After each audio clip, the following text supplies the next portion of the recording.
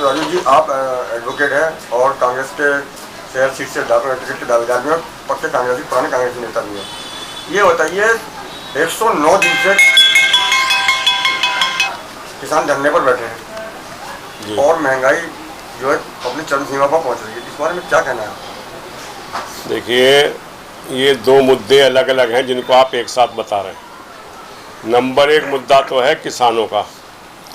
किसान जो धरने पर बैठा है 109 दिन से, लगभग 4 महीने होने जा रहे हैं, ये गूंगी बहरी सरकार द्वारा बनाए गए 3 जो विधेयक पुराने आज कानून हैं, किसानों के घोर विरोधी हैं। और यही कारण है कि किसान सड़कों पर उतरा और पूरा आंदोलन हुआ और यहाँ तक कि 26 जनवरी तक की घटना हुई, जिसमें कि खुद केंद्र की सरकार ने अपने लोगों को घुसेड़ के और उसको बदनाम करने का प्रयास किया। लेकिन इसके बावजूद अभी भी 26 जनवरी के बाद भी अब मार्च की 26 आ जाएगी, लेकिन अभी तक किसान आंदोलन पर है। पूरा देश अब किसान आंदोलन, ऐसा नहीं है कि केवल यहाँ दिल्ली के नज़दीक का किसान आंदोलन पर है, पूरे देश में किसान आंदोलन कर रहा है। और कृषि जो कानून ये बनाए गए हैं, इसका पूरा विपक्ष विरोध कर रहा है। निश्चित रूप से ये किसान विरोधी कानून है, जिनको कि कांग्रेस ने अपने मुद्दे में इसको बनाया है और ये कहा है कि इसको वापस लेना चाहिए।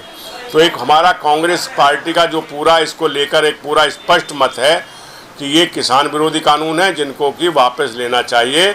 और ये गूंगी बहरी सरकार, इस पर कोई असर नहीं हो रहा, जिसका असर आने वाले सब चुनावों में दिखाई देगा।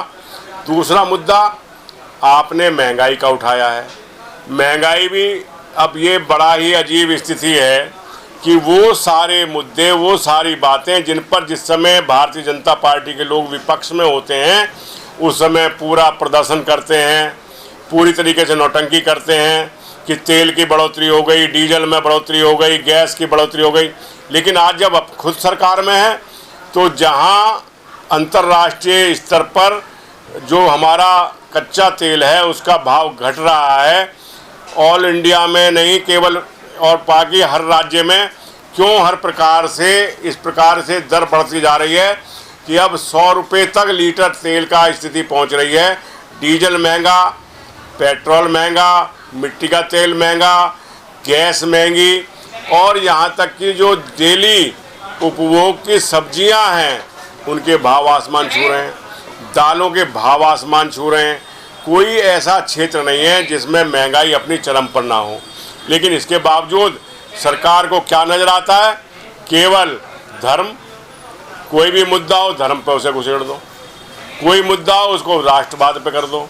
उसको इस तरीके की स्थिति क्या है, पाकिस्तान से जो सरकार का खिलाफत करे उसके खिलाफ जांच बैठा दो, उसके बाद सीए लगा दो, उसके खिलाफ कहीं ना कहीं सीबीआई का कोई मामला लगा दो।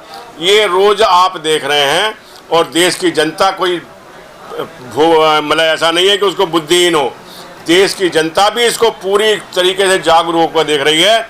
और आने वाले समय में मोदी की जो हठधर्मिता है, जो मोदी सरकार जो एक तानाशाही पूर्ण तरीके से चल रही है, और जिस प्रकार से आज सारा उन्होंने मुद्दा आप देख रहे हैं कि पूरी तरीके से इस समय बंगाल का चुनाव है या इस समय केरल में, या जहां इस समय स्थिति यह है कि हर जगह वो घेर के इस तरह लाना चाहते हैं कि जो विरोधी हैं उनको किसी ना किसी तरीके से झूठे मुकदमों में फंसा दो। देश की जनता का ध्यान उन मुद्दों से, मुख्य से जो महंगाई है, भ्रष्टाचार है, बेरोजगारी है, उनसे हटा दो और अपना सीधा राज करते रहो। ये इनको गलतफहमी है। लेकिन जब लोकतंत्र है, इसमें अच्छे अच्छे तानाशाह, अच्छे अच्छे मिठाधीस बदल जाते हैं। परिवर्तन आपने देखा अमेरिका का उदाहरण, जहाँ ट्रंप जो नमस्ते ट्रंप कर रहे थे मोदी जी, और उसके बाद आज क्या स्थिति हुई, वो जो जिद्दी ट्रंप थे उसी तरीके से वो अपना सत्ता से चले गए। और यही स्थिति मोदी जी की भी होगी। थोड़ा ही समय है कि जब इनकी गलतफहमी दूर हो जाएगी। तो महंगाई का हम घोर विरोध करते हैं, किसानों का समर्थन करते हैं। किसान मुद्दे पर, किसानों की मांगों के साथ कांग्रेस पार्टी खड़ी है और जहां भी आवश्यकता हम लोग हर आंदोलन के लिए तैयार हैं।